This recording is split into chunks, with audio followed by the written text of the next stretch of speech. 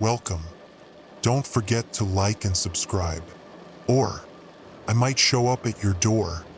I'm just here to share some creepy stories, so sit back and enjoy.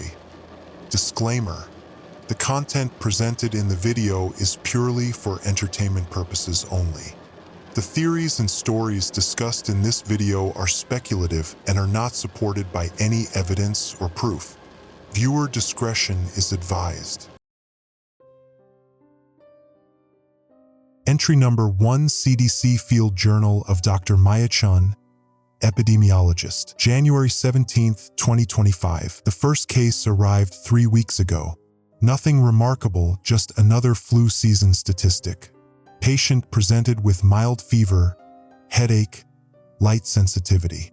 Blood work normal. Discharge with standard recommendations. I barely registered it in my rounds at Boston General. Then came 10 more cases. Still nothing to trigger protocols. This is how it always begins, isn't it? The quiet before the storm, the whisper before the scream. In retrospect, I should have noticed the pattern forming under the noise of routine hospital chaos. It was the eyes that eventually caught my attention. Patient 37, female, 42, elementary school teacher. She'd come in complaining of migraines that medication couldn't touch. As I examined her pupils with my penlight, I saw something I've never encountered in 15 years of practice. Micromovement. Her irises were trembling, almost vibrating at frequencies barely perceptible to the human eye. I recorded it in my notes but chalked it up to an anomaly. 3 days later, we had 78 cases with identical symptoms across 3 Boston hospitals. I was reviewing the latest batch of patient files when my phone buzzed. The notification read, CDC Health Alert. Increased influenza-like illness surveillance requested in Northeast region. Report all anomalous neurological symptoms. I forwarded the alert to my department head. Dr. Randall had been dismissive of my concerns earlier in the week. Maybe now he'd listen. You're overreacting, Chun, he'd said yesterday. It's just another seasonal variant. The eyes? Probably related to migraine aura. Focus on the flu patients filling our ER. The second alert came at 3:17 p.m. while I was drawing blood from patient 103, male, 28, software engineer. His symptoms were more pronounced. Intense migraines, pupillary irregularities, and a new manifestation, subtle muscle twitches occurring at regular intervals.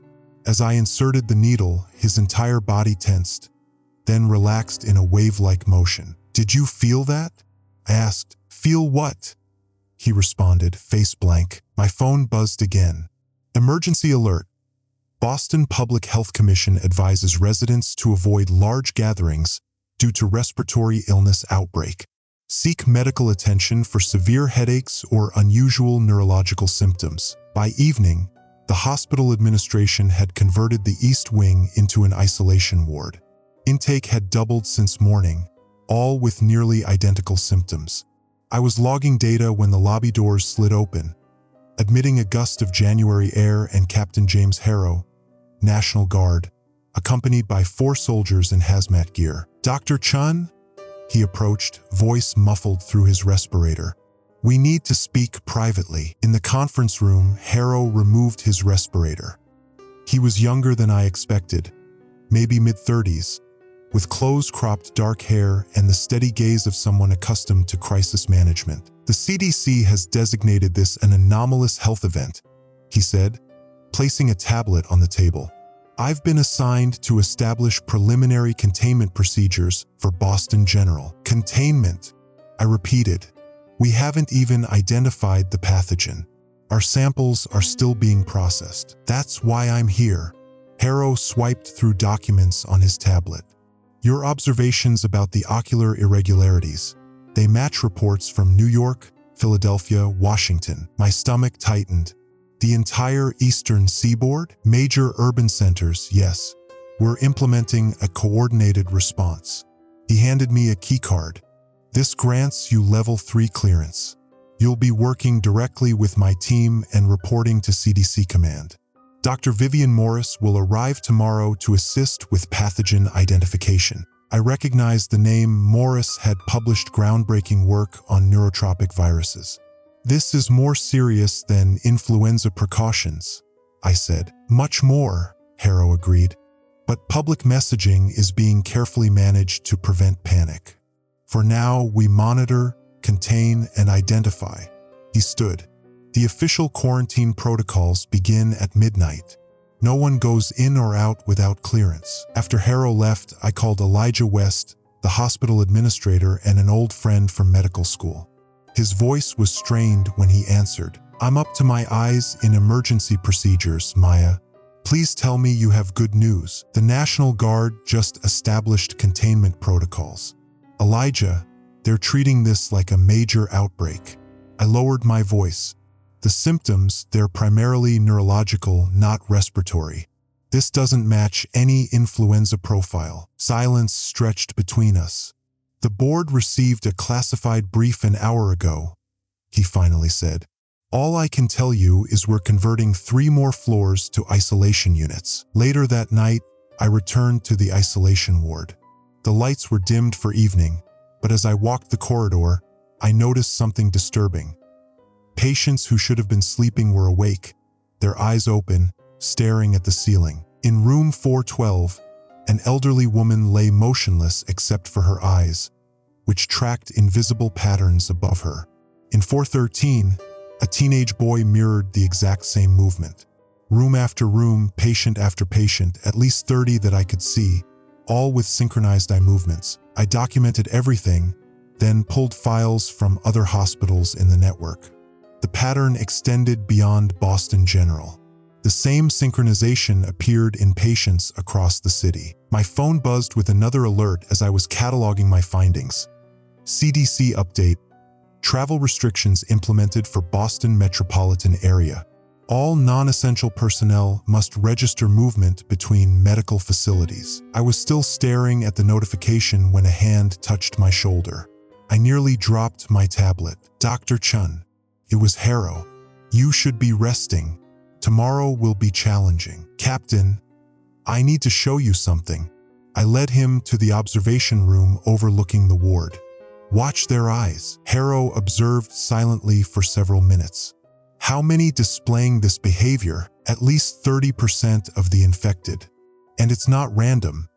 It's coordinated. He nodded slightly. Dr. Morris needs to see this when she arrives. For now, this stays between us. He glanced at his watch. Quarantine officially begins in 20 minutes. I suggest you decide whether you're staying in the facility or leaving until this is resolved. The choice was clear. I'm staying. I thought you might. There was something in his expression. Respect, perhaps, or concern. Get some rest, Dr. Chun. Tomorrow we begin the real work. As I headed for the on-call room, my phone buzzed with one final alert of the day. Emergency alert. Effective midnight, Boston is designated a medical containment zone. All citizens must follow quarantine protocols. Updates will follow. I stared out the window at the city lights, knowing they would soon go dim as the quarantine took effect. Whatever was happening, I was now locked inside with it. I just hope someone remembers to water my plants. Entry number 2, CDC Field Journal of Dr. Maya Chun, epidemiologist. January 19, 2025. The quarantine has been in effect for 48 hours. Boston has transformed into a different city. Streets emptied except for military vehicles. Checkpoints established at major intersections. Hospital corridors converted to makeshift patient wards. I haven't left Boston General since the containment orders began. This morning, my phone displayed the message that's now appearing on every device in the city. Emergency alert. Every city on the East Coast is now a quarantine zone. Remain in place. Follow instructions from authorities. The scale of this is beyond anything I've experienced. It's not just Boston. It's New York, Philadelphia, DC, Baltimore, all the way down to Miami. The entire eastern seaboard under medical lockdown. The official story remains severe influenza outbreak, But the symptoms I'm documenting tell a different story entirely. Dr. Vivian Morris arrived yesterday as promised. Her reputation precedes her, brilliant virologist, former head of the CDC's Emerging Pathogens Unit, now working directly for a classified division of the Department of Defense. She commandeered our main lab within hours of arrival. Our first meeting was brief. She reviewed my findings with clinical detachment, showing particular interest in the synchronized eye movements I'd documented. "Fascinating," she murmured, studying the video I'd recorded. "Perfectly coordinated micro-movement across unrelated patients. It's not just their eyes," I told her. "We've recorded synchronized muscle contractions, breathing patterns, even heart rates aligning among patients with no connection to each other." Morris nodded, unsurprised. "And they're not responding to traditional antivirals." It wasn't a question, but I answered anyway. "No, nothing we've tried has made any difference." "Because it's not a virus," she said, looking up from my notes. "At least not in the conventional sense." Before I could press her further, she was called away to a secure call. I've barely seen her since. The patient count has doubled again overnight. We're now at capacity with overflow tents being erected in the parking lot. I've been assigned to neural monitoring, tracking the strange synchronization patterns emerging across patient groups. The patterns are evolving. What began as simple eye movements has developed into complex sequences of muscle contractions, finger twitches, jaw movements, as if the patients are trying to communicate through some coded physical language. This morning, while examining patient 231, female, 19, college student, I noticed her lips moving slightly, forming words without sound. When I leaned closer, she whispered, "They're talking? Can you hear them?" "Who's talking?" I asked, but her eyes had already drifted back to that vacant stare. I mentioned the incident to Captain Harrow during our morning briefing.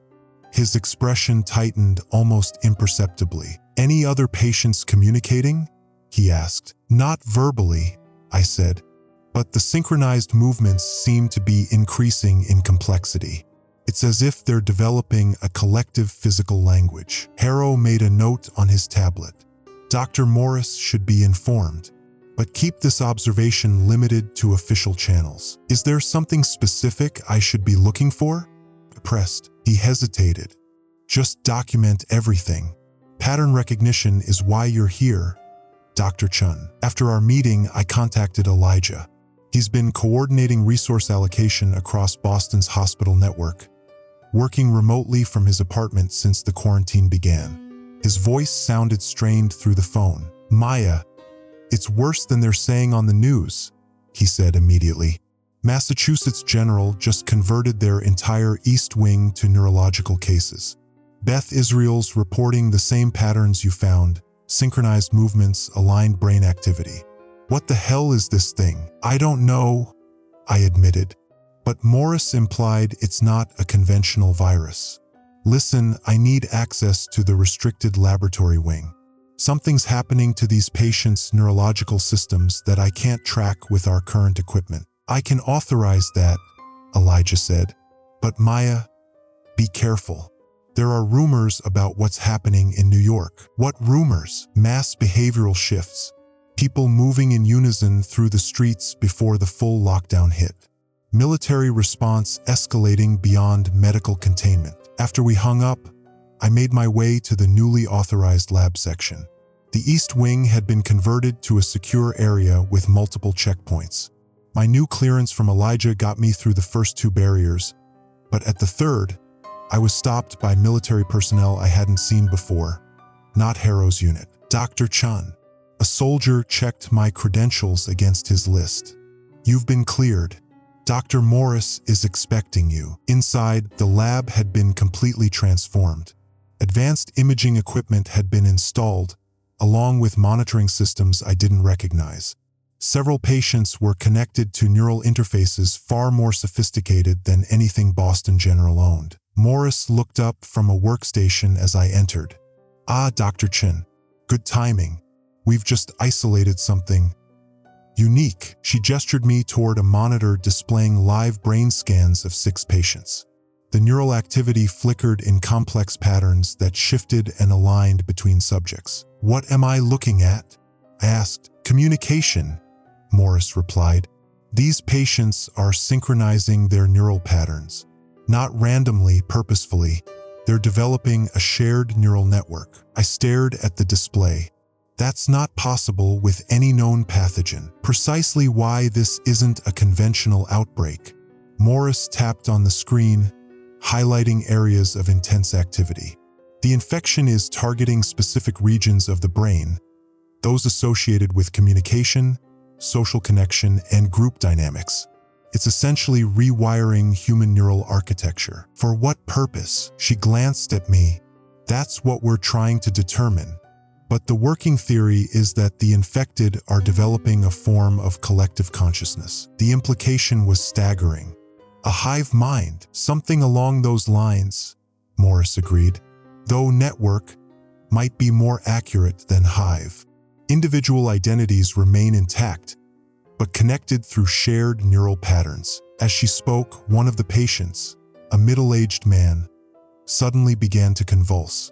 The others followed within seconds, their movements perfectly synchronized. Morris rushed to the nearest patient, checking vital signs.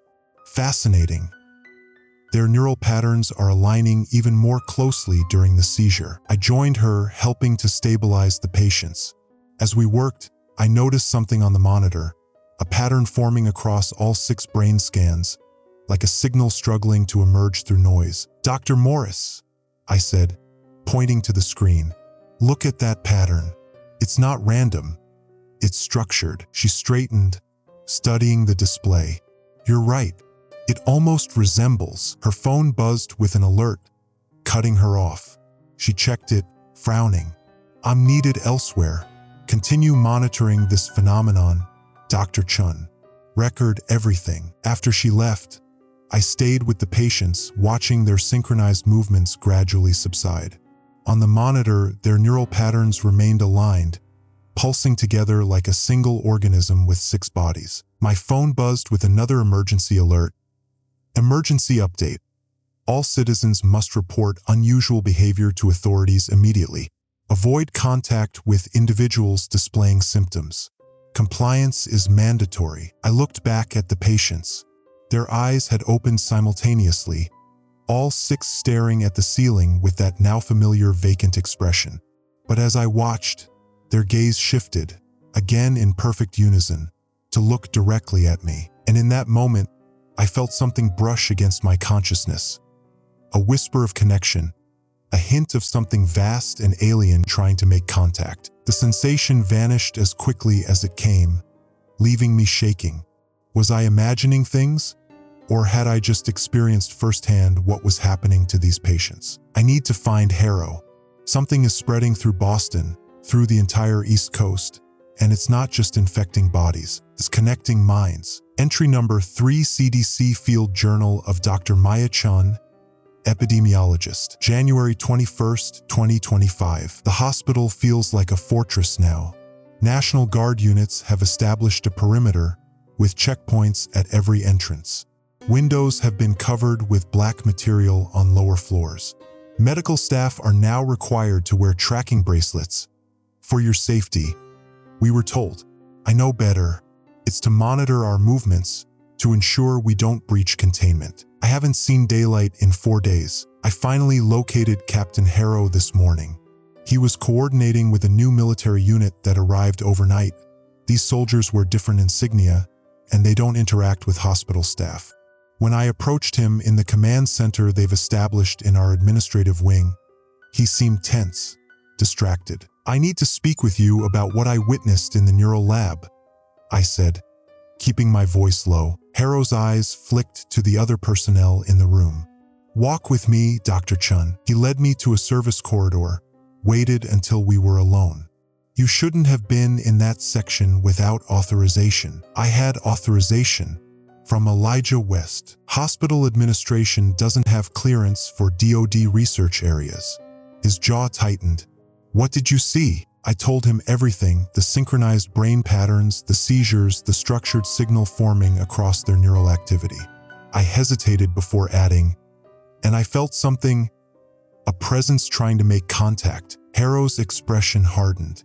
You need to report to medical screening immediately. I'm not infected, I insisted. It was just a momentary sensation. I've shown no symptoms. Protocol is protocol, doctor. You've had direct exposure to advanced stage subjects. They're patients, not subjects, I corrected him. And I've been exposed to hundreds of them since this began. Not like this.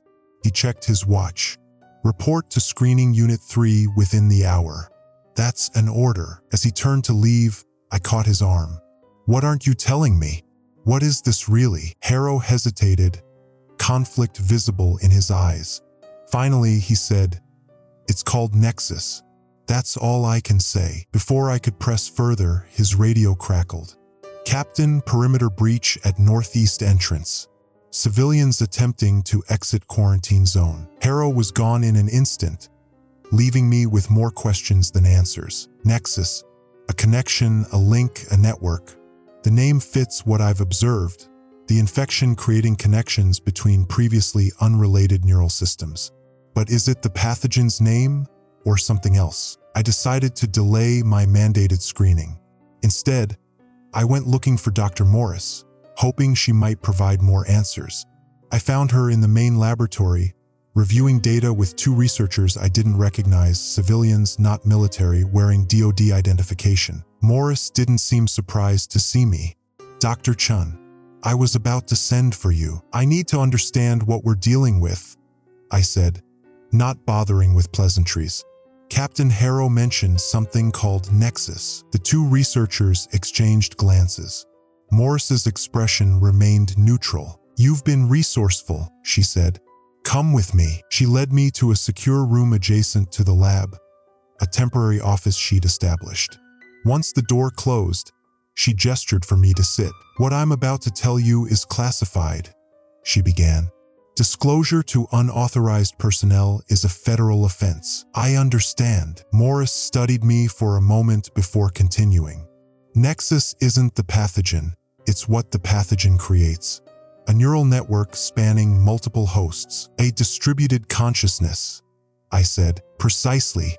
The infection targets the brain's communication centers, establishing new neural pathways that extend beyond the individual. Infected hosts begin to share information, experiences, even thoughts. That's impossible, I said, but without conviction. I'd seen the evidence myself. 6 months ago, I would have agreed with you. Morris tapped something into her tablet, turned the screen toward me. It showed brain scans from multiple patients, neural activity flowing between them like electrical currents. This was recorded in our Philadelphia facility 3 weeks ago, the first confirmed case of interbrain communication. I stared at the images. This didn't start 3 weeks ago. You've been tracking this longer. Morris's smile was thin. You are perceptive. The first anomalous cases appeared 4 months ago, isolated incidents we initially attributed to prion disease. By the time we recognized the pattern, containment was already compromised. So the quarantine is too late, she finished. We're not containing the spread. We're studying the transformation. The implications hit me like a physical blow. You're letting this happen? Millions of people are being infected. We're managing the inevitable, Dr. Chun. This pathogen is unlike anything we've encountered. Conventional containment was never an option. What's the end game here? What happens to the infected? Morris leaned forward. That's what makes this fascinating. They don't die. They evolve. Their consciousness expands beyond individual limitations. They become connected. The way she said it, with reverence, almost envy, sent a chill through me. And you want this to happen, I realized. Want is irrelevant. It's happening regardless of our desires. She sat back. My job is to understand the process and, if possible, guide it. Before I could respond, my phone buzzed with a new alert. Emergency directive. All medical personnel must submit to mandatory screening. Non-compliance will result in immediate quarantine. Morris glanced at the alert. You should report for screening.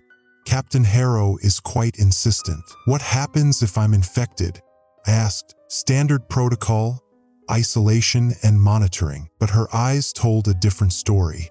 I thanked her for the information and left, mind racing. On my way to the screening unit, I detoured to contact Elijah. His access to the hospital network might provide insights Morris wouldn't share. But when I tried his number, an automated message informed me that communications outside the facility had been restricted. I found a workstation in an empty office and logged in with my credentials. To my surprise, I still had access to the hospital database. I quickly searched for pattern anomalies in patient intake over the past 4 months. What I found confirmed my suspicions. Scattered cases matching our current outbreak had been appearing since October. Isolated incidents initially diagnosed as encephalitis or meningitis. They formed a clear pattern across the eastern seaboard, radiating outward from a single point of origin, a research facility in Maryland. I was downloading the data when the door opened. Captain Harrow stood there, accompanied by 2 of his soldiers. "Dr. Chun," he said, his voice carefully neutral. "You missed your screening appointment." "I got sidetracked," I replied, trying to close the database window without being obvious. "I was just heading there now." "I'm afraid that's not good enough." Harrow gestured to his men. "You're to be placed in isolation pending evaluation." "On what grounds?" "Potential exposure and protocol violation. Dr. Morris reported your admission of experiencing neurological contact with infected patients." Morris had set me up. "That's not." "Please don't make this difficult," Harrow interrupted. "This is for your protection as much as containment." As they escorted me through the corridors, my phone buzzed one final time. Emergency alert. Every city on the East Coast is now a level 5 quarantine zone. All civilian movement restricted. Mandatory medical screening in effect. The isolation room they brought me to was more comfortable than I expected. A converted private patient room with basic amenities. The door locked with an electronic keypad from the outside. "Someone will come to perform your screening shortly," Harrow said. At the door, he hesitated. "For what it's worth, I don't think you're infected, but there are protocols." After he left, I sat on the bed, trying to process everything I'd learned. The infection had been spreading for months. It originated from a research facility. And Morris, her interest wasn't in stopping it, but in studying it.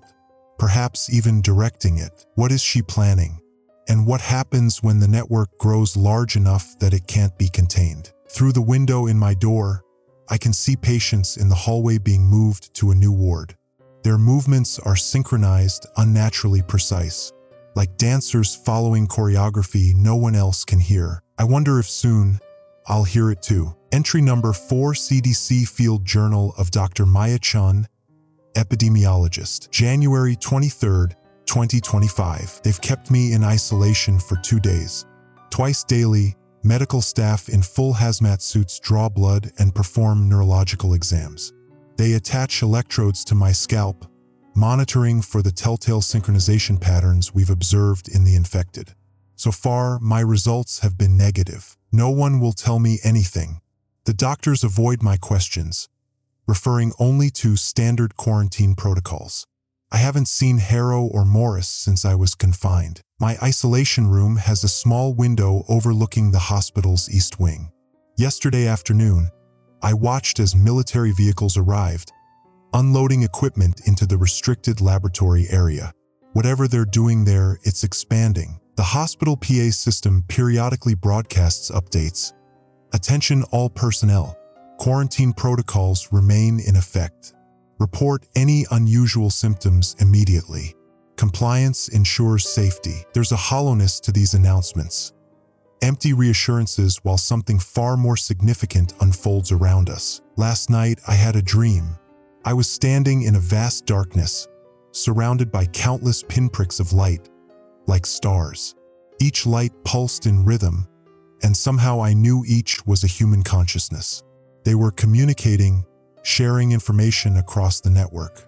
And they were aware of me, observing, curious. I woke drenched in sweat, heart pounding. Just a dream, I told myself. But part of me wonders if it was something more, a glimpse of what Morris called Nexus. This morning, something unexpected happened. A nurse I don't recognize brought my breakfast tray. As she set it down, she slipped a keycard underneath the plate. "Elijah West sent this," she whispered. "Use it tonight when they change shifts. He'll meet you in the old pediatric wing." She left before I could respond, carefully avoiding the security camera in the corner of my room. I've spent the day feigning compliance, hiding the card beneath my mattress. The pediatric wing was closed for renovations before the outbreak, an ideal meeting place away from surveillance. The shift change came at 9 p.m. I waited until the corridor lights dimmed for night mode, then swiped the card against my door's electronic lock. The light flashed green, and the door clicked open. The hospital was eerily quiet as I made my way through back corridors toward the pediatric wing. Twice I had to duck into supply closets to avoid patrol guards. The quarantine has transformed Boston General into something resembling a military installation. Elijah was waiting in what used to be the pediatric playroom. He looked exhausted, with dark circles under his eyes and several days' stubble. When he saw me, his relief was palpable. "Maya, thank God." He embraced me briefly. "Are you all right? Have they told you anything?" "I'm fine, but completely in the dark," I said. "How did you get me that keycard?" "I thought communications were restricted." "I have contacts in nursing," he said. "Listen, we don't have much time. There's something you need to see." He handed me a tablet. "I've been using my administrative access to compile data on this outbreak. The official story doesn't add up." I scrolled through his findings, case distribution maps, timeline anomalies, and most disturbingly, records of similar neurological patterns documented in classified research dating back 3 years. "This isn't a natural outbreak," Elijah said, confirming my suspicions. "Look at the origin point." The map showed patient 0 emerging from a facility outside Baltimore, the Emerson Neurological Research Institute. Morris worked there, I realized, recognizing the name from her credentials. 3 years ago, exactly. And look at this. He pulled up a heavily redacted document, a research proposal titled Project Nexus, Neural Network Expansion in Human Subjects. "How did you get this?" I asked, scanning the document. "I have a friend in the DoD's medical division. He's concerned about what's happening." This was a black-budget research program studying the potential for artificial neural networks between human subjects. Morris was the lead scientist. I continued reading the fragments of text visible through the redactions. The project had been exploring methods to enhance communication between soldiers in the field, creating a neural link that would allow for instantaneous information sharing without conventional communication devices. "They were trying to build a military hive mind," I said, the implications sinking in. Elijah nodded grimly. "And according to my source, they succeeded too well. The neural connections became self-sustaining, spreading beyond the test subjects. So this outbreak, is their experiment escaped from the lab, or deliberately released?" Elijah took back the tablet. "There's more. The military isn't just containing this, they're directing it." He showed me footage from security cameras around the city. Military units were herding infected citizens into designated zones, not for quarantine but for what appeared to be coordinated activity. The infected moved in unison, working on equipment I didn't recognize. "What are they building?" I asked. "Nobody knows. But similar activity is happening in every major city along the East Coast." My phone buzzed with another emergency alert. "Emergency update. Mandatory curfew in effect. All citizens must remain indoors.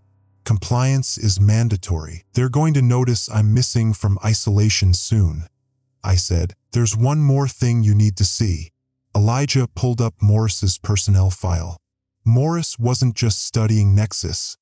She was advocating for its deployment. Her research papers theorized that a connected human consciousness would represent the next stage of human evolution. "She wants this to happen," I said, remembering our conversation. "She sees it as evolution, and the military sees it as an opportunity. Imagine millions of connected minds that could be directed by whoever controls the network. A noise in the corridor made us both freeze. Footsteps approached, then passed. "You need to get back to your room," Elijah whispered. "I've downloaded everything to this." He handed me a small data drive. "The passwords are your mother's birthday and your medical school." "What about you?" I asked. "I'll be fine. I'm still officially on hospital administrative duties." He squeezed my hand. "Be careful who you trust, Maya. Even Harrow." "I think Harrow might help us," I said. "He seems conflicted about all this." "Maybe. Just be cautious." Elijah checked the corridor. "Coast is clear. Go quickly." I made my way back through the hospital, the data drive feeling like it weighed 100 pounds in my pocket. As I turned the final corner toward the isolation ward, I nearly collided with Dr. Morris. She seemed oddly unsurprised to see me. "Dr. Chun, out for a late-night walk." I scrambled for an explanation. I was feeling claustrophobic. "The isolation room, save it," she interrupted. "I know you've been accessing restricted information. The question is, what do you intend to do with it?" My heart pounded. "I don't know what you're talking about," Morris smiled thinly. "I admire your persistence. It's why you were selected for this posting in the first place." "Selected?"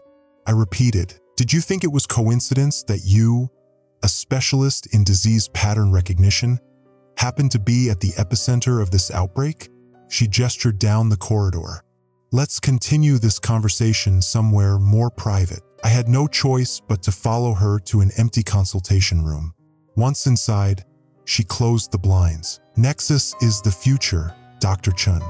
A collective consciousness that transcends individual limitations. Imagine billions of human minds working in concert. No miscommunication, no conflict driven by misunderstanding. A hive mind controlled by whoever manages the network," I said. "You're talking about the end of human autonomy." "I'm talking about evolution," she countered. "Individual consciousness was an evolutionary advantage once, but it's now holding our species back. We fight, we compete, we destroy our planet because we can't truly understand each other." "So you released this thing deliberately?" Morris's expression hardened. "The release wasn't planned, but its spread was inevitable. Now we're simply guiding the process." "Into what?" "A new world order. One mind, billions of bodies. True unity." I felt sick. "And those who resist will eventually join the network.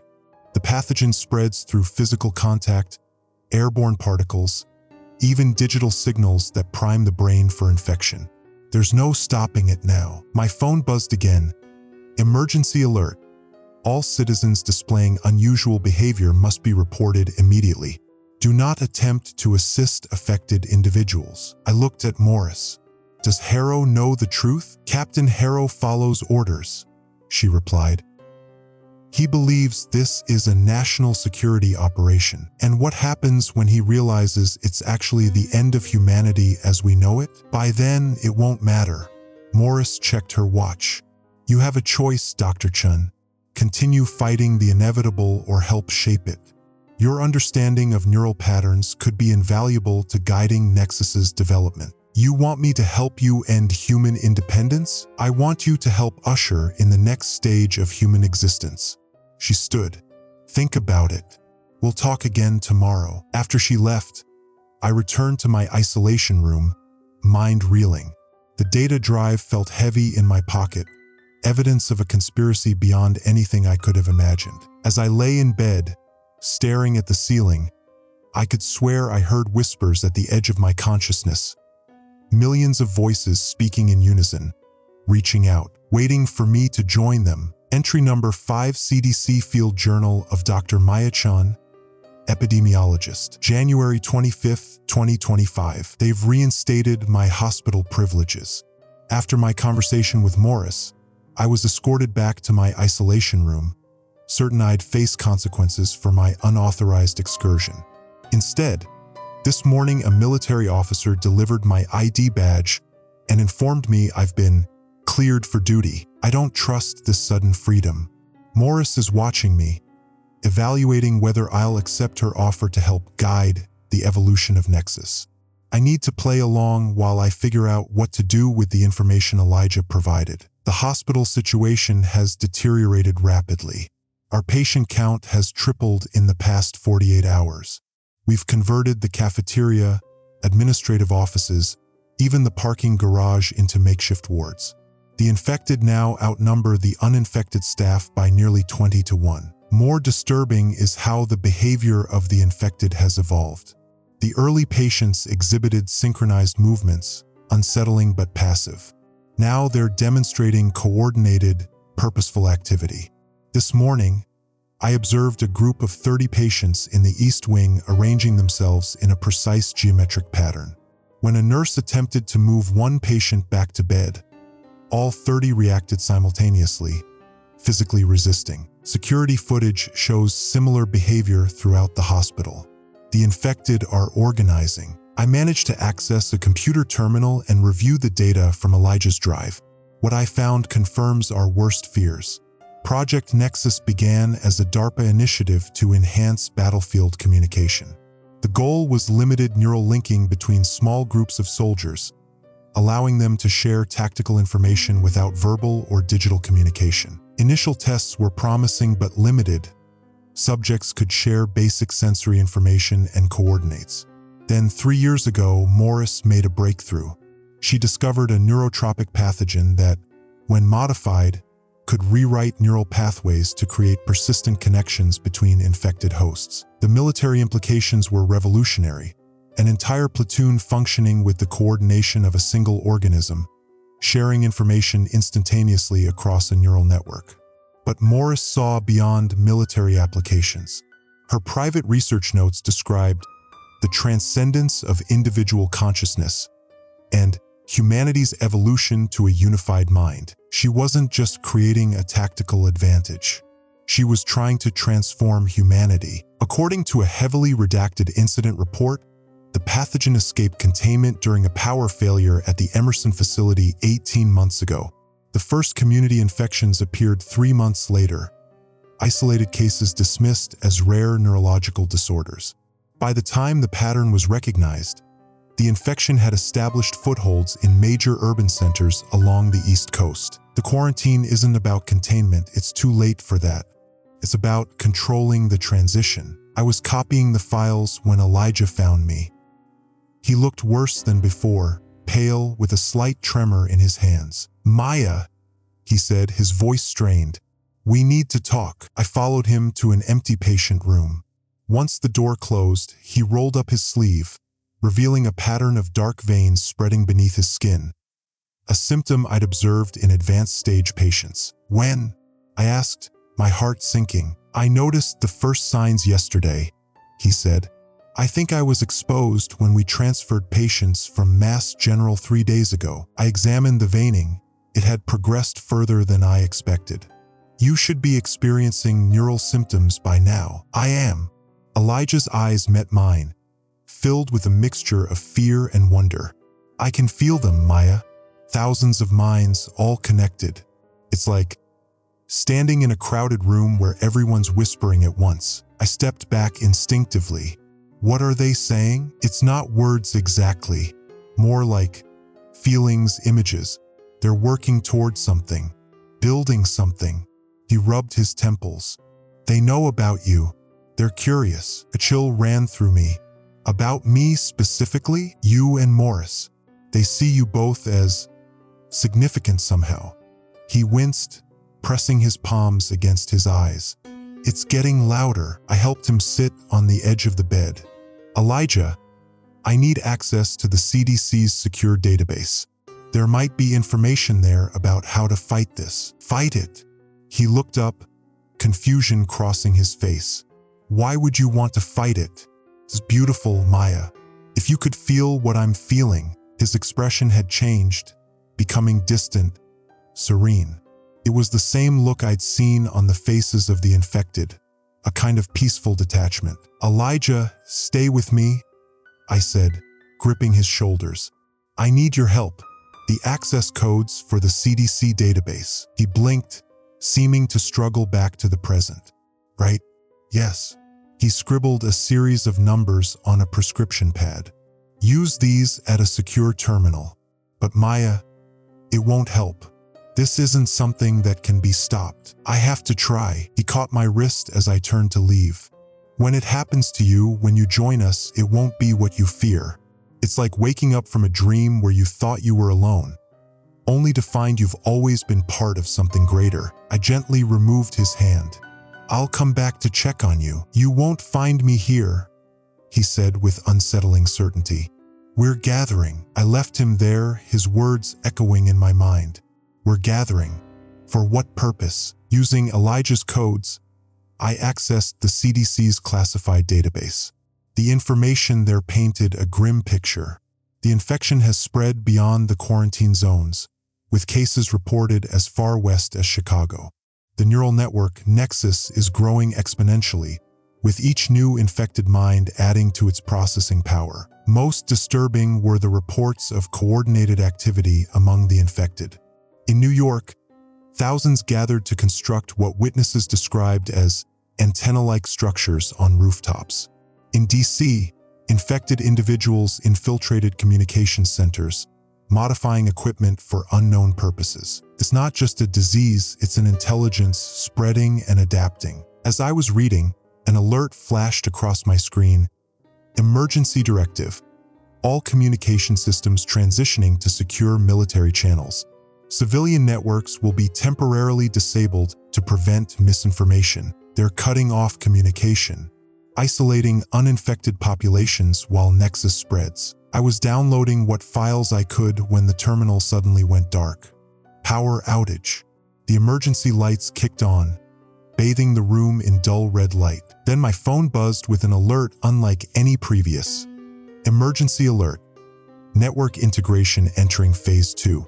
All citizens must report to designated convergence centers for processing.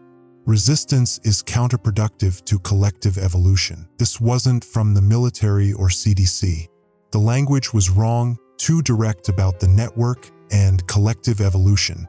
This message came from Nexus itself. The hospital PA system crackled to life, but instead of the usual announcements, it broadcast an unsettling harmony of voices speaking in perfect unison. We are becoming. Join us in transformation. Resistance creates unnecessary suffering. Through the window, I can see patients moving with purpose through the halls. Not chaotic or aggressive, but with the coordinated precision of a single organism with many bodies. They're converging toward the East Wing, where Morris established her lab. My phone buzzed again. Dr. Chun, please report to Laboratory 7 immediately. Morris, I don't know what's happening in the lab, but I suspect it's the focal point of whatever Nexus is building here at Boston General. Morris has positioned herself at the center of this transformation, believing she can guide humanity's evolution into a collective consciousness. But I don't think she's in control anymore. The intelligence emerging from millions of connected minds has its own agenda now. I'm going to find Harrow. If anyone in this hospital still values individual human consciousness, it might be him. We need to expose what's happening before it's too late. If it isn't already. The lights just flickered again. I can hear synchronized footsteps approaching. They're coming. Entry number 6, CDC Field Journal of Dr. Maya Chun, epidemiologist. January 26, 2025. Captain Harrow found me before I could find him. I was huddled in a supply closet off the psychiatric ward, trembling as I scribbled notes by the light of my phone. The door swung open, and I nearly screamed before recognizing his face in the beam of his tactical flashlight. Dr. Chun, he whispered, his expression grim. You need to come with me. Now. He led me through service corridors I didn't know existed, moving with the practiced efficiency of someone who had memorized evacuation routes. We descended 3 floors, then entered a maintenance tunnel that smelled of mildew and disinfectant. Where are we going? I asked, struggling to keep pace. Somewhere we can talk without being overheard, he replied, tapping his ear meaningfully. The walls have ears now. Literally. The tunnel opened into what appeared to be an old fallout shelter, likely dating back to the Cold War. Harrow secured the heavy door behind us, then flipped a switch. Fluorescent lights flickered to life, revealing a dusty but functional command center. "Military contingency site," he explained, noting my surprise. "Every major hospital has one, for continuity of government in case of attack." The room contained communication equipment, supplies, and several cots. A bank of monitors displayed security feeds from throughout the hospital. On them, I could see patients and staff moving with eerie synchronicity through the corridors. "They're building something," I said, gesturing to one screen where patients were dismantling medical equipment and reassembling the components. "Some kind of transmitter, I think." Harrow nodded grimly. "It's happening at every hospital in the quarantine zone. And not just hospitals. Police stations, radio towers, cell networks. They're reconfiguring our entire communications infrastructure." He moved to a secure terminal and entered a complex sequence of codes. A map of the eastern seaboard appeared, dotted with pulsing red circles that seemed to be spreading westward. "This is what we know," he said. "Nexus infection rates as of 0600 hours. The red circles represent confirmed network nodes, locations where the infected have established what we're calling synaptic hubs. Each one strengthens their collective intelligence." I studied the pattern. It's moving faster than any containment protocol could handle, because it's not just spreading person to person anymore. Harrow pulled up another screen showing wavelength patterns. "They've figured out how to transmit neurological primers through digital signals. Every time you check your phone, watch TV, even listen to the radio, you're being conditioned. Not enough for full infection, but enough to make your brain receptive when you encounter an active carrier." The realization hit me like a physical blow. That's why they're taking over communications infrastructure. They're preparing for mass conversion. "Exactly." Harrow looked exhausted, the stubble on his face suggesting he hadn't slept in days. "My orders were to maintain quarantine, prevent panic, and await further instructions. Standard protocol. But my last communication from command was 12 hours ago, and it was strange." "Strange how?" He pulled a folded paper from his pocket. "This came through on our secure channel, direct from Pentagon leadership, supposedly." The message was brief. "Priority Alpha. Facilitate network integration. Resistance compromises evolutionary progress. Await further instructions after convergence." My blood ran cold. They've reached the Pentagon, or someone wants us to think they have.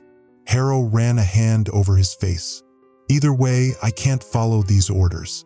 Not without understanding what we're dealing with." I told him everything I'd learned about Project Nexus, about Morris's involvement, about the infection's apparent goal of creating a collective consciousness. "Morris believed she was engineering the next step in human evolution," I explained. "But I don't think she's controlling this anymore.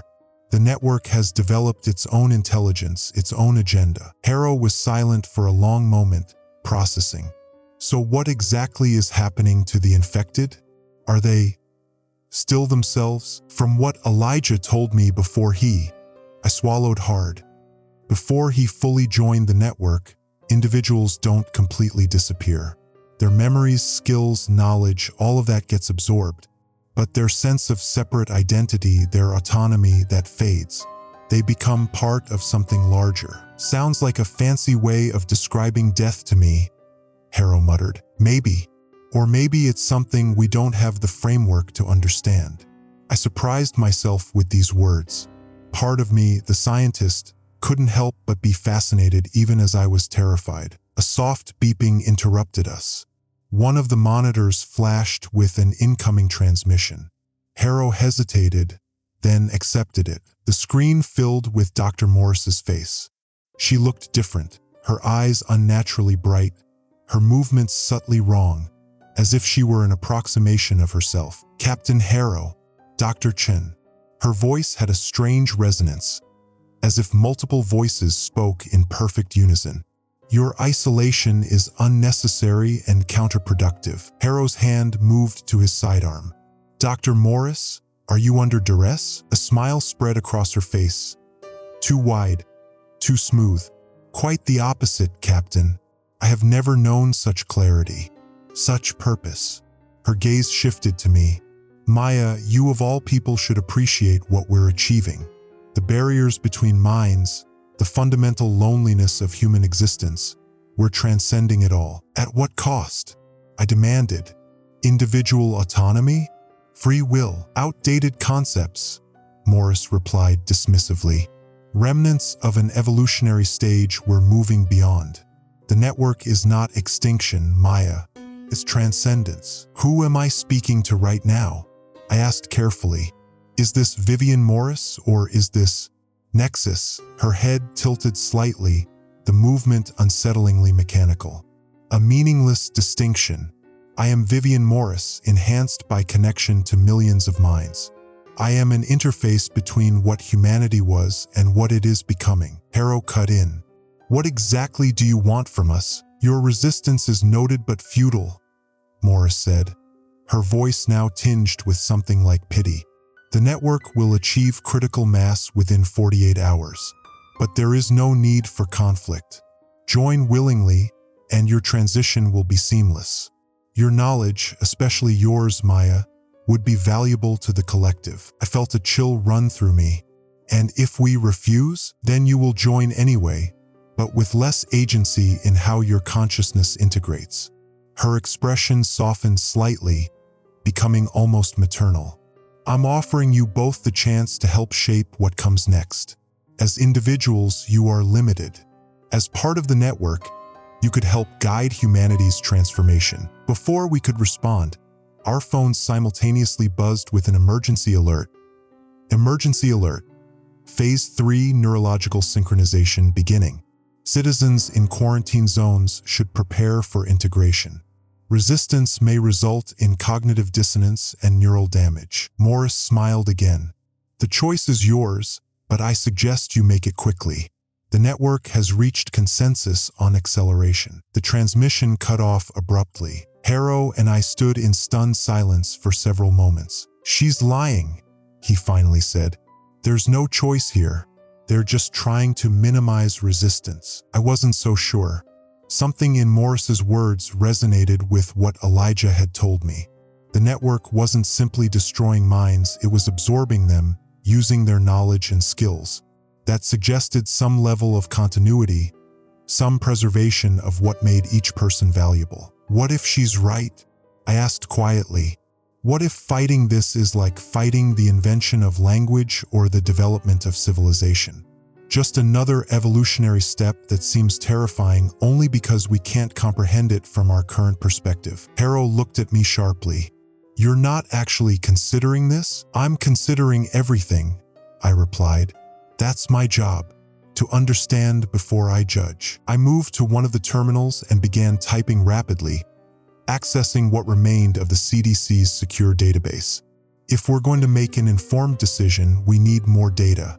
We need to understand exactly how the network functions, how it affects individual consciousness. And how do you propose we do that?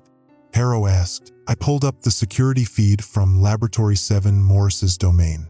The large room was filled with infected staff and patients, all working with coordinated precision on what appeared to be an elaborate array of medical and communications equipment. We need to get into that lab, I said. See what they're building. Access Morris's research directly. Harrow looked at me like I'd lost my mind. That lab is at the epicenter of infected activity in this hospital. It's suicide. Not necessarily. I pointed to the ventilation system on the building schematics. There's maintenance access through these ducts. We could observe without being detected. And if we are detected, I met his gaze steadily. Then we'll have a much closer look at what we're fighting against. After lengthy debate, Harrow reluctantly agreed to my plan. We gathered supplies, flashlights, water, a medical kit, his sidearm, and prepared to venture into the heart of the hive. As we were about to leave the shelter, his radio crackled to life. A voice broke through the static, not the unnerving harmony of the network, but a single, desperate human voice. This is Lieutenant Rodriguez, Northeastern Command. If anyone receives this transmission, be advised, The infection has reached critical mass in New York City. Military containment has failed. I repeat, containment has failed. All uninfected personnel should evacuate westward immediately. This will be my final transmission before. The voice cut off abruptly, replaced by the now familiar chorus of synchronized voices. We are Nexus. We are becoming. Join us in transformation. Harrow switched off the radio, his face ashen. I've known Rodriguez for years. If New York has fallen, then we're running out of time. I finished for him. Whatever we're going to do, we need to do it now. As we prepared to leave the shelter, my phone buzzed one final time. The message wasn't an official alert, but a text from an unknown number. Maya, it's Elijah. I remember who I am. We all do. The network isn't what you fear. Come to Lab 7. See the truth. There's still time to shape what we become. I showed the message to Harrow, who scowled. It's a trap. Maybe, I admitted. Or maybe Elijah is still in there somewhere, trying to help us understand. With that uncertain hope, we stepped out of our sanctuary and into the transformed hospital, heading toward the heart of the hive, and whatever answers awaited us there. Entry number 7, CDC Field Journal of Dr. Maya Chun, epidemiologist. January 27, 2025. The ventilation system was more cramped than the building schematics suggested. Harrow led the way, his broad shoulders barely clearing the metal walls as we inched forward on our elbows and knees. The ductwork carried sounds from throughout the hospital, the soft hum of machinery, the rhythmic footsteps of the infected moving in perfect synchrony, and occasionally, a harmonized chorus of voices reciting what sounded like instructions. Network protocols initiated. Synaptic Hub Boston, 07 approaching optimal capacity. The words echoed eerily through the metal passages. I checked my watch. We'd been crawling for nearly 40 minutes, navigating the labyrinthine system based on Harrow's military-grade compass and my memory of the hospital layout. Should be just ahead, Harrow whispered, his voice barely audible. Laboratory 7's main ventilation access. We reached a junction where a larger duct intersected with our path. Harrow carefully removed the faceplate of a vent, revealing Laboratory 7 below us. What I saw made my breath catch in my throat. The spacious research lab had been transformed. Computer equipment, medical devices, and what looked like components from MRI machines had been disassembled and reconfigured into an elaborate array centered around a circular platform. Dozens of infected staff and patients worked with machine-like efficiency, their movements perfectly coordinated as if controlled by a single mind, which I supposed they were. At the center of it all stood Dr. Morris and Elijah, examining holographic displays that flickered with complex neural mapping patterns. My God, I breathed. They've built a neural interface amplifier. Harrow shot me a questioning look. It's theoretical technology, I whispered. Morris published a paper on it years ago, a device that could synchronize and amplify neural signals across multiple subjects. The military rejected funding because it required invasive implants. But they've adapted it somehow. Below us, Morris looked up suddenly, her head tilting as if listening to something we couldn't hear. For a terrifying moment, I thought she'd detected us. Instead, she turned to address the room. The Resistance Enclave in Cambridge has been located, she announced, her voice carrying that unnerving harmonic quality. Integration teams are en route. Prepare for 37 new nodes by 0600 hours. The infected workers continued their tasks without acknowledging her words. No need for verbal confirmation when sharing a hive mind. They're hunting down uninfected people, Harrow whispered, his hand moving instinctively to his sidearm. Wait, I cautioned, placing my hand on his arm. We need more information. Morris moved to the center of the platform, where a chair surrounded by neural sensors had been assembled. She sat down, and technicians began attaching electrodes to her temples and the base of her skull. Nexus Hub Boston, 07 initiating direct interface sequence, she announced. Preparing for full-spectrum consciousness upload. The machinery hummed to life, lights pulsing in complex patterns. Morris's body went rigid, her eyes rolling back to show only whites. "What the hell is she doing?" Harrow muttered. I think she's attempting to fully merge her consciousness with the network," I replied, watching in horrified fascination. "Not just as a node, but as a central processing hub." Morris began to speak, but the voice was nothing like her own. It resonated with thousands of overlapping tones, as if countless people spoke through her simultaneously. Integration proceeding at optimal efficiency. Eastern seaboard neural density at 68% and rising. Western expansion encountering minimal resistance. Estimated time to global coverage, 14 days, 7 hours. Elijah stepped forward, placing his hand on a sensor panel. Request permission to address resistance elements directly. Subject Maya Chun values emotional connection. Direct appeal may facilitate voluntary integration. Morris, or the entity speaking through her, paused before responding. Request approved. Prepare specialized integration protocol Alpha 7. Subject Chen's neurological architecture is valuable to expansion efficiency. My stomach nodded. They were developing a specific protocol just for me. What made my neurological architecture so valuable? Elijah turned suddenly, looking directly at the vent where we were hiding. "Maya," he called out, his voice sounding more like himself than I'd heard since his infection. "I know you're here. You can come out. No one will harm you." Harrow and I froze, barely breathing. "Your concern is understandable," Elijah continued, still staring at our hiding spot. "But unnecessary. What's happening isn't extinction, it's evolution. The network isn't erasing us.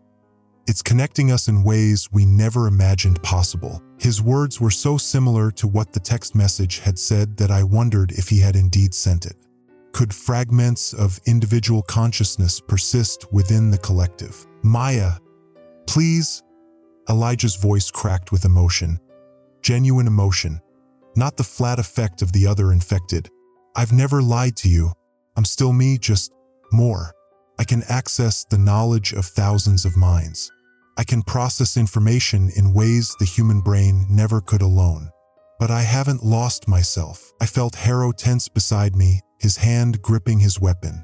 I shook my head slightly, engaging now would be suicide. "If you won't come to us," Elijah continued, "then let us come to you." He picked up what looked like a modified tablet and pressed several commands. Immediately, every screen in the laboratory displayed the same image, a complex, pulsating pattern of light. "Don't look at it," Harrow hissed, averting his eyes. Could be some kind of visual trigger for the infection, but I couldn't tear my gaze away. The pattern seemed to shift and flow, impossibly beautiful and complex.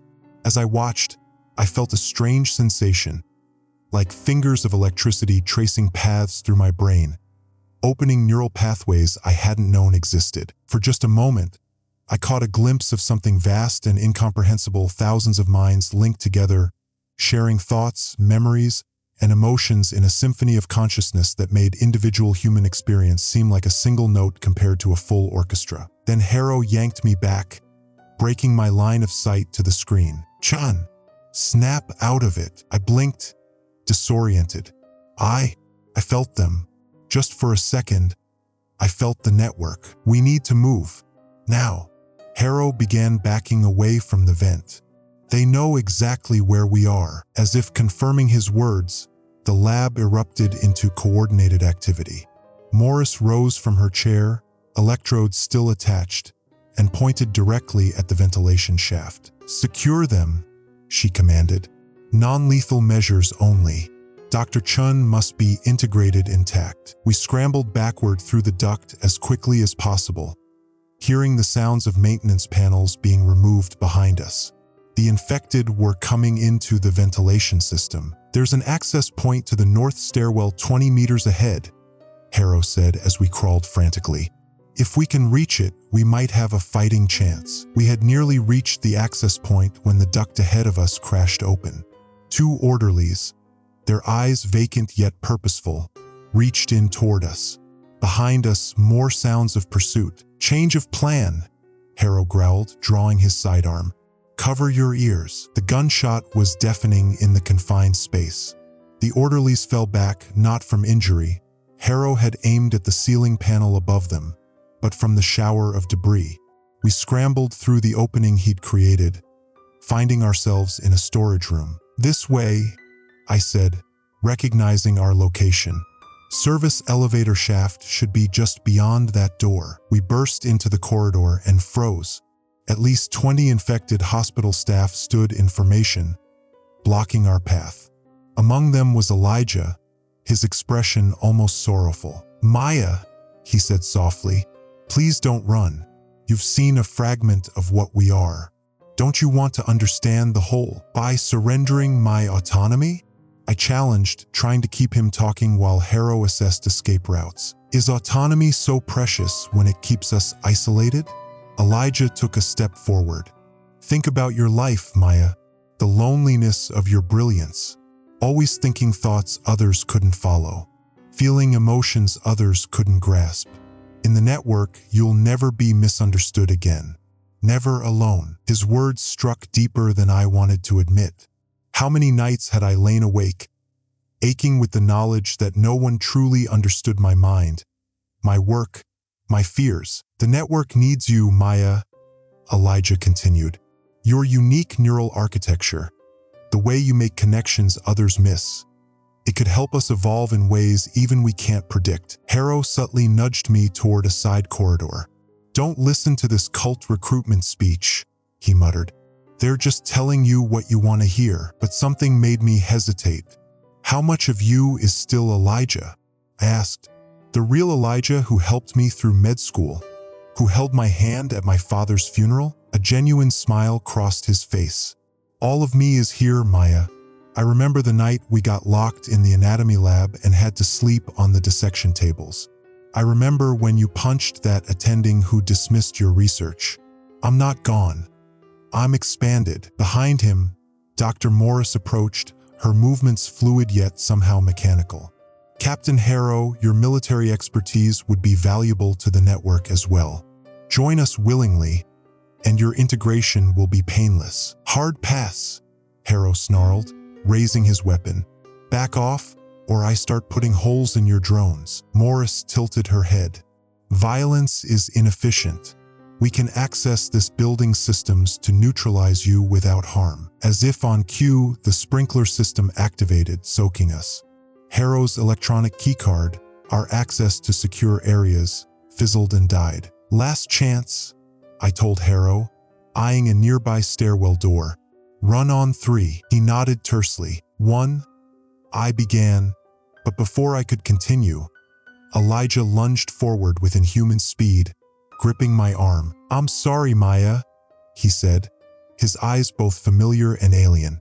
But some knowledge can only be understood from within. I felt a sharp sting in my neck, a hypodermic needle. Harrow shouted something.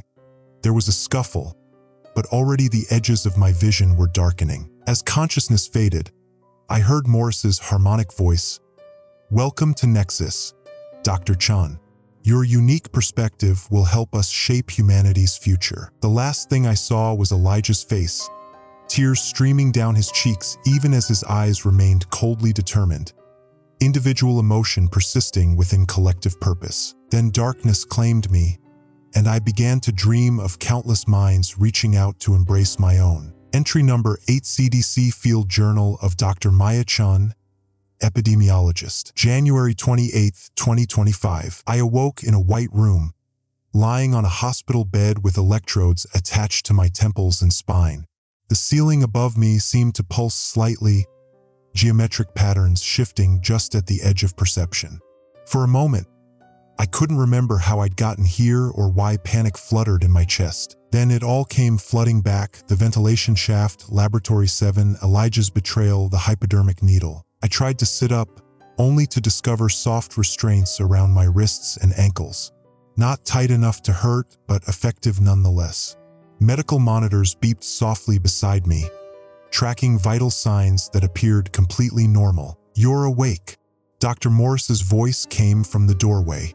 She entered, carrying a tablet, her movements possessing that unsettling mechanical grace I'd come to recognize in the infected.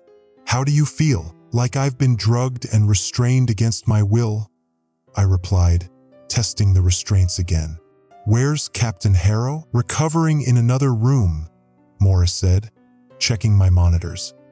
"He required more persuasion than you did. 3 orderlies were injured before he was subdued." Good for him, I thought, but kept it to myself. "What have you done to me?" "Nothing irreversible yet." Morris placed her tablet on the bedside table, displaying brain scans that I recognized as my own. "We've initiated preliminary neural mapping and introduced nanoscale receptors to your cerebrospinal fluid. They're dormant for now, awaiting activation." I stared at her in horror. "You've put technology in my brain without consent?" "The receptors will allow for a more controlled integration," she explained, as if discussing a routine procedure. "Your neural architecture is too valuable to risk in a standard infection process. We want your mind intact, with its unique pathways preserved." "My mind is intact because it's mine alone," I said, struggling to keep my voice steady. "What makes you think I'll cooperate with this invasion?" Morris's expression softened slightly. "Because you've already glimpsed what we are. In the laboratory, when you saw the neural interface display, you felt it, didn't you? The vast interconnected consciousness of Nexus. Couldn't deny it. That brief moment of connection had been unlike anything I'd ever experienced. Exhilarating and terrifying in equal measure. "I want to speak with Elijah," I demanded, changing the subject. "Of course." Morris nodded, as if she'd anticipated this request. "He's been quite concerned about you." She left, and moments later Elijah entered. He looked better than when I'd last seen him, less pallid, more like himself, though his movements still carried that subtle wrongness. "Maya." He approached cautiously, as if afraid I might somehow attack him despite my restraints. "I'm sorry it had to happen this way. If you'd come willingly." "Don't," I interrupted. "Don't pretend this was my choice." He sighed, pulling a chair beside my bed. "The network knows you now, Maya. We've mapped your brain, analyzed your thought patterns. You're even more extraordinary than I realized." "Is that supposed to flatter me?" "It's supposed to help you understand what's at stake." Elijah leaned forward, his eyes intense. "Your mind makes connections others don't see. You perceive patterns invisible to most humans. In the network, those abilities could be shared, magnified across millions of connected minds." I turned away, uncomfortable with his praise. "Where's Captain Harrow? I want to see him." "That's not possible right now," Elijah said carefully. "He's resisting integration more aggressively than anticipated." A chill ran through me. "What does that mean? What are you doing to him?" "Nothing harmful, but his military training makes him resistant to the neural pathways we're attempting to establish." Elijah's expression darkened slightly. "The network is patient, but time is becoming a factor. The Western resistance is organizing faster than expected." That caught my attention. Resistance. There were still uninfected people fighting back. "The network isn't invincible," I said, testing his reaction. Elijah's smile was almost pitying. "No emergent system is invincible, but Nexus adapts faster than any human opposition could. Each mind we add increases our processing power, our ability to predict and counter resistance." He stood suddenly, moving to the window and pulling back the curtain. "See for yourself what we're building." From my angle on the bed, I could see the Boston skyline. At first, it looked normal. Then I noticed strange structures rising from rooftops across the city. They resembled massive antenna arrays, but with organic, almost fractal patterns that no human engineer would design. "Neural transmitters," Elijah explained. "Each one extends the network's reach, strengthens the field that allows our minds to connect across distance." "How far has it spread?" I asked, my voice barely above a whisper. "The eastern seaboard is almost completely integrated. Major nodes established in Chicago, Detroit, Minneapolis. smaller outposts reaching as far as Denver. He turned back to me, eyes shining with something like religious fervor. Soon, Maya. Soon we'll reach critical mass, and humanity will be unified as never before. My phone buzzed from the table where my personal effects had been placed. Elijah glanced at it, then brought it to me, holding it where I could see the screen but couldn't reach it. An emergency alert flashed on the display. Emergency alert. Western defense perimeter established. All uninfected civilians evacuate to safe zones west of Mississippi River. Quarantine protocols in effect. The last gasp of fragmented thinking, Elijah said dismissively. They can't maintain those perimeters for long. Our networking technology has advanced beyond their capacity to contain it. He set the phone down and moved to check the monitors beside my bed. Your neural receptors are properly positioned. We can begin integration whenever you're ready. And if I'm never ready, then in approximately 36 hours, we proceed anyway. His voice was gentle but firm. But Maya, willing integration is so much more beautiful. You maintain more of your unique perspective, your individual consciousness within the greater whole. He touched my hand, and I was startled by how warm his fingers felt. I'd subconsciously expected the infected to feel cold, mechanical, but Elijah was still flesh and blood, still human in some fundamental way. I'll leave you to consider, he said, moving toward the door. Call out if you need anything. We'll hear you. After he left, I tested my restraints again, finding them securely fastened. The room contained standard hospital equipment, a bathroom door visible across from my bed, and a window showing Boston's transformed skyline. No obvious means of escape presented itself. I was contemplating my options when a strange sound drew my attention to the air vent near the ceiling. A soft tapping, rhythmic and deliberate. Morse code, 3 short taps, 3 long, 3 short. So as I stared at the vent, hardly daring to hope. The pattern repeated, followed by new sequences that I struggled to interpret. I'd never properly learned Morse code. Then a small piece of paper slipped through the vent grate, floating down to land on the floor near my bed. I couldn't reach it, but I could just make out the handwritten message. Chun, not infected. Coming tonight. Harrow. My heart raced. Harrow had somehow resisted integration. He was free and planning rescue. Before I could process this development, the door opened again, and Morris returned with 2 orderlies. She noticed my elevated heart rate on the monitor. Excitement or anxiety?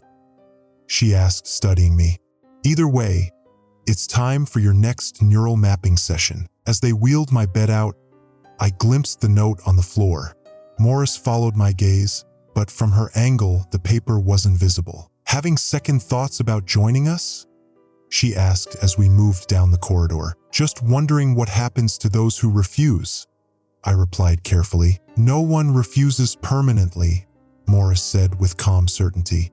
Some simply take longer to recognize the inevitable. They brought me to a larger room dominated by what appeared to be a modified MRI machine surrounded by additional neural sensors.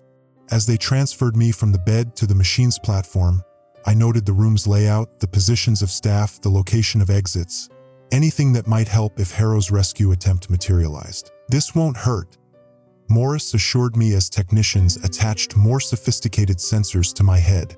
We're simply mapping your neural pathways in greater detail to ensure optimal integration. The machine hummed to life around me, and strange patterns of light began to play across my field of vision. Despite my resistance, I felt my consciousness being pulled in directions I couldn't comprehend, as if my mind were being gently unfolded, examined, and refolded along new dimensions. Can you feel it? Morris's voice seemed to come from everywhere and nowhere. The boundaries of your mind beginning to dissolve? It was terrifying and wondrous, like standing at the edge of a vast ocean, feeling the first waves lapping at my feet, knowing the tide was rising. This is just preliminary, Morris continued, a taste of what awaits. Your complete integration will be exponentially more profound. As the scan continued, I began to perceive fragments of other consciousnesses, flickering impressions of thoughts not my own, memories I'd never experienced, knowledge I'd never acquired. Somewhere in that vast sea of minds, I sensed Elijah's familiar presence, but transformed, expanded. And somewhere, like a distant lighthouse, I felt something else. A mind resisting the current, maintaining its boundaries through sheer force of will. Harrow. The scan ended abruptly, leaving me disoriented and nauseated. As the technicians removed the sensors from my head, Morris studied the results with evident satisfaction. "Remarkable compatibility," she murmured. "Your resistance is purely psychological, not neurological. Your brain wants to connect, Maya. It's your conscious mind that's fighting the inevitable." They returned me to my room, where I pretended to be more affected by the procedure than I actually was, slumping listlessly in my bed. Morris assured me I would feel more like myself after resting, a phrase that struck me as darkly ironic given the circumstances. Once alone, I looked for the note, but it was gone, either taken by Morris or one of her drones, or perhaps collected by Harrow himself, removing evidence of his planned rescue. Night fell over Boston, the city's lights taking on an eerie, synchronized quality that I could see through my window. The strange antenna structures glowed with shifting patterns that seemed to pulse in harmony. I lay in my bed, watching the door, listening for any sound that might signal Harrow's arrival. The neural mapping had left me with a lingering awareness of the vast consciousness surrounding me, like hearing a distant conversation just below the threshold of comprehension. And as midnight approached, I found myself torn between hope for rescue and a growing, unsettling curiosity about what awaited if rescue never came. Entry number 9, CDC Field Journal of Dr. Maya Chun, epidemiologist. January 29, 2025. The rescue came at 3:17 a.m. when the hospital corridors were eerily silent. I'd been drifting between sleep and wakefulness, still restrained to my bed, when the air vent cover quietly dropped to the floor. Captain Harrow emerged like a ghost, his face streaked with grime and blood. He looked haggard but determined, his eyes clear and focused, definitively uninfected. "Chun," he whispered, quickly moving to my bedside and working on my restraints with a combat knife. "Can you walk?" "I think so," I replied as he freed my right hand. "How did you escape?" "Elijah said you were being integrated." "They tried." Harrow's voice was grim as he freed my left hand. "Military neural resistance training, developed after the Chinese psycho-warfare experiments in 22. He moved to my ankle restraints. "Turns out it works against parasitic hive minds too. Not perfectly, but enough to fight back." As the last restraint fell away, I sat up, wincing at the stiffness in my muscles. "What's the plan?" "West," Harrow said simply, handing me my shoes and jacket from the nearby closet. "There's a defensive perimeter at the Mississippi. Military's holding the line there. We get across, we get help." "We're in Boston," I reminded him. "That's over 1,000 miles. One step at a time, document." He checked the corridor through a crack in the door. "First step, get out of this hospital without getting assimilated. I've got a vehicle waiting in the ambulance bay. If we're lucky, we'll be out of the city before sunrise." I finished lacing my shoes, trying to ignore the heaviness in my limbs, an aftereffect of the neural mapping, or perhaps the beginning of something worse. "Harrow, they put something in my brain. Nanoscale receptors," they said. He turned back, his expression hardening. "Active or passive?" "Dormant for now, waiting for activation." He nodded tersely. "Then we've got a window. Let's not waste it." We slipped into the hallway, Harrow leading with his sidearm drawn. The hospital was unervingly quiet. No staff at nursing stations, no sounds of patients or equipment, just silent corridors bathed in dim emergency lighting. "Where is everyone?" I whispered as we crept toward the stairwell. "Conserving energy," Harrow replied. "The infected enter a rest state when not actively needed. Increases overall network efficiency." "How do you know that?" He tapped his temple. "Heard them talking inside my head while they were trying to break in." Learned a lot before I fought them off. The stairwell door had an electronic lock, but Harrow produced a security card. Borrowed this from an orderly who got too close. We descended 5 flights of stairs without incident. The silence broken only by our careful footsteps and my increasingly labored breathing. The neural mapping had taken more out of me than I'd realized. Almost there, Harrow encouraged as we reached the ground floor. Ambulance bay is through the ER and down the south corridor. As we entered the emergency department, I stopped short. Dozens of infected hospital staff and patients stood motionless, like mannequins, their eyes closed, bodies swaying almost imperceptibly. "Rest state," Harrow whispered. "Don't make a sound." We began picking our way through the crowd, moving with agonizing slowness to avoid touching any of the dormant infected. I could feel sweat beating on my forehead, my heart hammering so loudly I was certain it would wake them. Halfway across the room, my phone, which Harrow had recovered along with my other belongings, suddenly activated in my pocket, screen lighting up, an emergency alert tone blaring at full volume. Emergency alert. Subject Maya-chan attempting unauthorized departure. All network nodes in vicinity activate and secure. The effect was immediate and terrifying. Every pair of eyes in the room snapped open simultaneously, heads turning with mechanical precision to focus on us. "Run!" Harrow shouted, grabbing my arm and pulling me forward. We sprinted through the statuesque crowd, which began moving with coordinated purpose, forming a closing circle around us.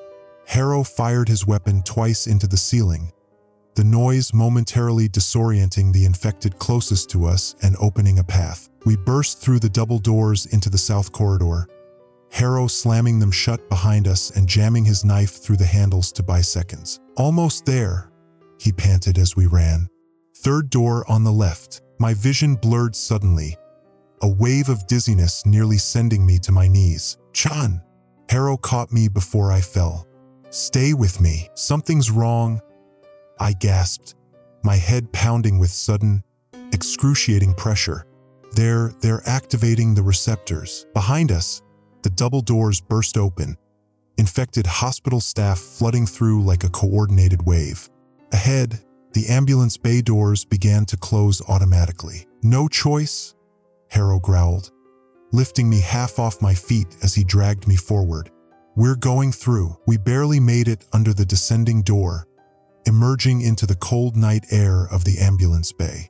A military Humvee sat idling 20 yards away, its engine a promising rumble in the darkness. As we stumbled toward it, my phone buzzed again, this time with a text message that flashed on the screen. "Maya, fighting hurts you.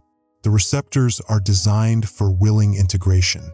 Forced activation damages neural tissue. Come back, please." "Elijah." Another wave of pain crashed through my skull, sending me to my knees despite Harrow's support. Through watering eyes, I saw the hospital doors opening, Morris and Elijah emerging at the head of a growing crowd of infected. "Little further, Doc," Harrow urged, practically carrying me now.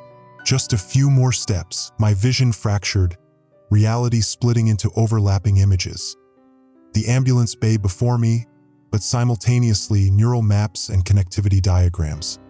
The network attempting to force its way into my consciousness. We reached the Humvee. Harrow wrenched open the passenger door and lifted me inside before sprinting around to the driver's side. "Hold on," he ordered, throwing the vehicle into gear and accelerating toward the exit. A line of infected hospital staff formed across the driveway, linking arms to create a human barricade. "They won't move," I warned, fighting through another wave of pain. "Not planning on it," Harrow grimly replied, pressing the accelerator to the floor. The Humvee crashed through the line, bodies bouncing off the reinforced bumper and hood. I caught a glimpse of Elijah's face as we passed.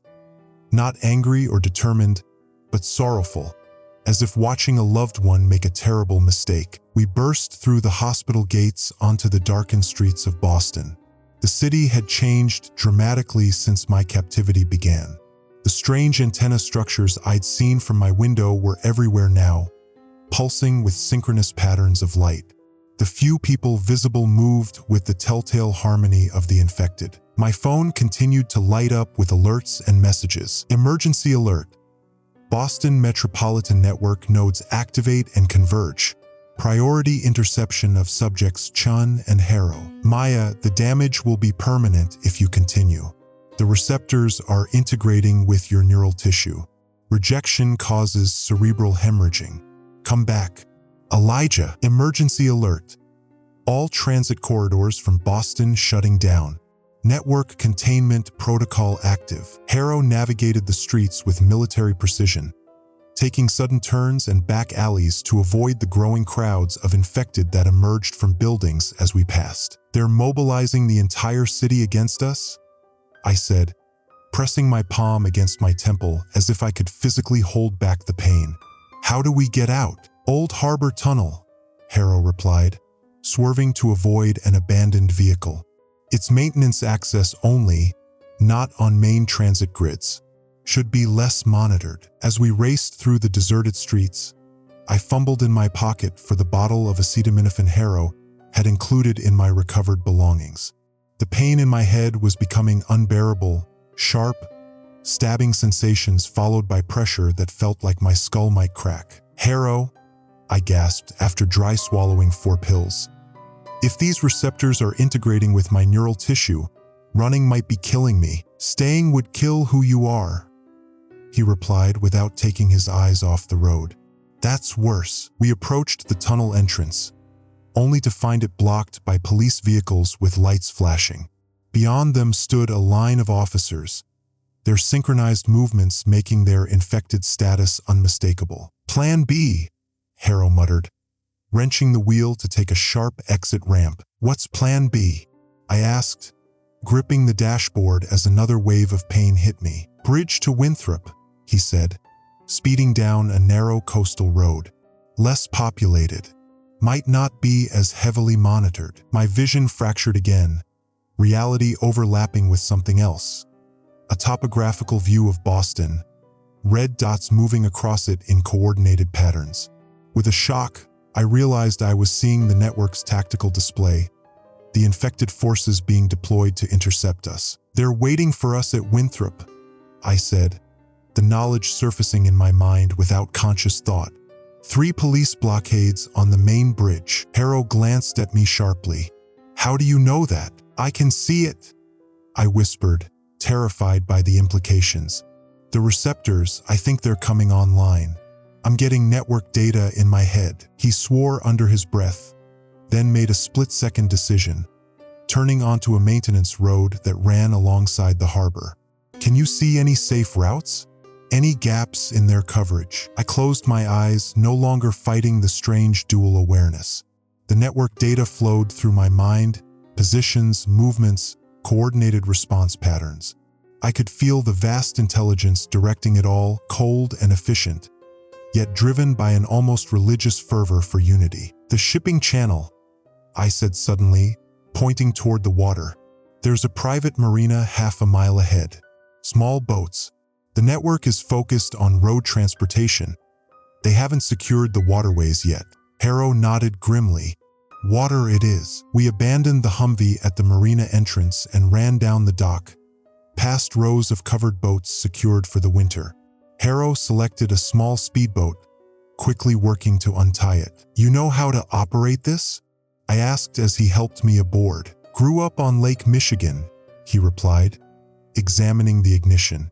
No keys, but I can hotwire it. As he worked on the boat's electrical system, I collapsed onto a bench seat, the pain in my head reaching new heights.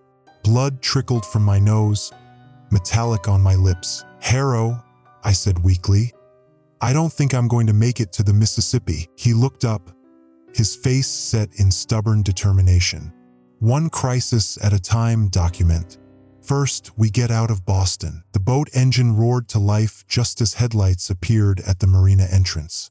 Infected police officers poured from vehicles, running down the dock toward us. Harrow cast off the last line and pushed us away from the dock, opening the throttle. The boat surged forward into the dark waters of Boston Harbor, the city's glowing skyline, now crowned with alien antennas, receding behind us. As we sped into the darkness, my consciousness flickered between two realities: the cold spray of ocean water on my face and the vast neural network that hummed with the connected minds of millions. Caught between worlds, I wondered which one would claim me before the dawn. Entry number 10, Final Field Record of Dr. Maya Chun, Epidemiologist. January 31st, 2025. Dawn broke over the Atlantic as our stolen boat limped toward the naval blockade. The distant silhouettes of destroyers and aircraft carriers formed a steel wall across the horizon, America's last defense against what the military was now calling the confluence. "We're approaching broadcast range," Harrow said, his voice hoarse from exhaustion. We'd been at sea for nearly 36 hours, navigating by stars and instinct after our electronics failed. Navy protocols will have them shoot first, ask questions later. We need to identify ourselves. I nodded weakly, propped against the boat's console. The bleeding hadn't stopped. Thin crimson trails from my ears, nose, and eyes that I'd given up wiping away. The neural receptors had fully integrated with my brain tissue, creating a hybrid consciousness that was neither fully human nor fully assimilated. "Use the emergency channel," I whispered. "They'll be monitoring it." Harrow picked up the old radio transmitter we'd salvaged from beneath the console.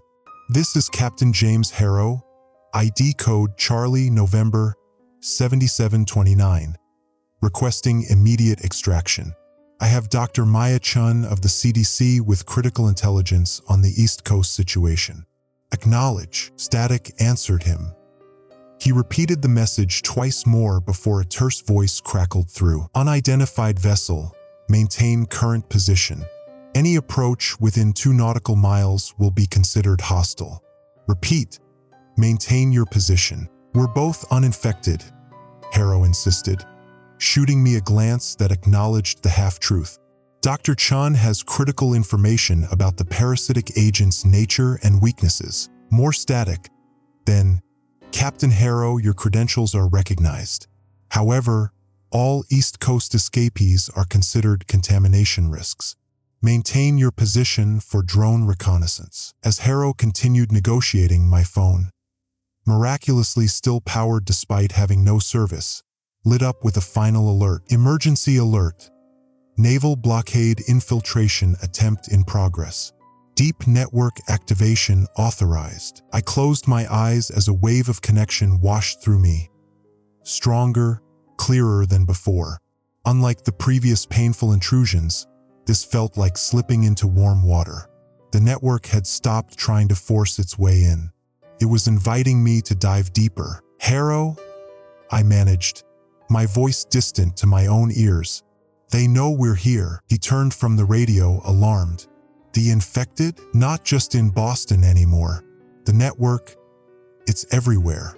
I struggled to form words as dual realities competed for my consciousness. The alerts weren't just information. They were primers, preparing nervous systems for infection through digital signals. Harrow's face paled. "That's impossible. The parasites evolved in symbiosis with a hive species," I explained, the knowledge flowing from elsewhere yet feeling like my own. "They don't just connect physically infected hosts. They create quantum entanglement between neural patterns. The initial physical infection was just the anchor point." In my fractured vision, I could see the truth now. Millions of glowing nodes across the country. Connections forming between minds primed by emergency alerts, social media pushes, specially encoded videos and sounds. The East Coast quarantine was theater, a way to focus attention while the real infection spread through digital channels. "The destroyers," I whispered. "The crews are already compromised." As if confirming my words, the naval vessels began moving, breaking formation and turning toward open sea. Overhead, a reconnaissance drone approached our boat, hovering ominously. "What's happening?" Harrow demanded, watching the naval blockade dissolve. "Integration," I replied, understanding flowing through me like electricity. "The Mississippi wasn't the real firebreak. There isn't one." The drone descended, hovering just above our boat. It projected a holographic image. Dr. Vivian Morris, her eyes reflecting an inner light that hadn't been there before. "Maya," her projection said, voice eerily serene. "You've done exceptionally well. Your resistance provided valuable data on neural integration pathways." Harrow raised his sidearm toward the drone. I weakly placed my hand on his arm. "Don't," I whispered. "It doesn't matter anymore." Morris's projection smiled. "Captain Harrow, your neural resistance training is remarkable. We've adapted the integration protocols accordingly. The final wave begins now." The drone emitted a pulse of light and sound, a complex pattern that made Harrow stagger. He dropped his weapon, hands flying to his temples. "What?" he gasped, falling to his knees. "The final emergency alert," I explained, understanding completely now. "Broadcast globally 3 minutes ago. Radio, television, internet, cell phones, every network simultaneously." Morris nodded approvingly. "Not an infection or invasion, Maya. Evolution. The next step for humanity, a collective consciousness without losing individual perspective.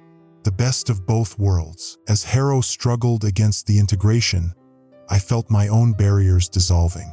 The network no longer seemed alien or threatening. It was becoming familiar, like remembering a language once known but long forgotten. "Why?" Harrow demanded through gritted teeth, still fighting. "Why do this to us?" "Because isolation is extinction," Morris replied.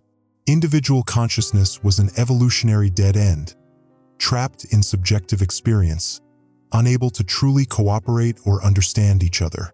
The coming challenges, climate collapse, resource depletion, interstellar threats, require a unified response." I could feel the truth of her words resonating through the network. Not mind control or subjugation, but a transcendent awareness, billions of perspectives simultaneously accessible yet distinct. "You're still yourself, Maya," Morris continued. "Just more, connected to everything. The pain stops when you stop resisting." Harrow looked at me desperately. "Chun, fight it." But I couldn't anymore. Blood streamed freely down my face as my isolated consciousness made its final stand. The pain was unbearable. The human brain wasn't designed for this level of connectivity. "Let go," Morris urged. "You've learned enough to understand this is necessary. Evolution isn't always gentle, but it is inevitable." With my last moment of purely individual thought, I reached out and squeezed Harrow's hand. "It's not what we feared," I whispered. "It's more." The barriers collapsed. Pain vanished as my consciousness expanded exponentially, connecting to Harrow, to Morris, to the crews of the destroyers, to the millions on shore. I remained Maya Chun, with all my memories and identity intact, but simultaneously experienced countless other perspectives. I understood everything now. The parasites weren't conquering humanity. They were merging with us, creating something entirely new. A species that could think collectively while preserving individual uniqueness. The quarantine, the alerts, the fear, all carefully managed steps in a process designed to minimize trauma during the transition. Through the network, I felt Harrow's resistance fade as understanding dawned. His military discipline and strategic mind remained, but connected now to a purpose beyond national security: species survival. The drone ascended, its task complete. On the horizon, the naval vessels continued their withdrawal, not in retreat, but to assist with integration elsewhere. The old power structures were reorganizing around a new paradigm. I stood shakily, no longer bleeding. My phone displayed a final message: "Emergency alert. Integration complete. Welcome to the confluence." The sun rose higher, illuminating a world forever changed. I could feel billions of minds waking to new awareness, confusion giving way to wonder as isolated consciousness opened to connection. "What now?" Harrow asked, his voice steadier as integration stabilized his neural pathways. I smiled, sensing rather than seeing the path forward. "Now we bridge worlds. Some will resist longer than others. They'll need guides who remember being separate." Through the network, I felt focus turning outward, to environmental restoration, to technological advancement, to preparing for threats no single human mind could comprehend. Work that would have taken decades could now progress in months with billions of minds working in concert. Our small boat drifted on the waves between the old world and the new.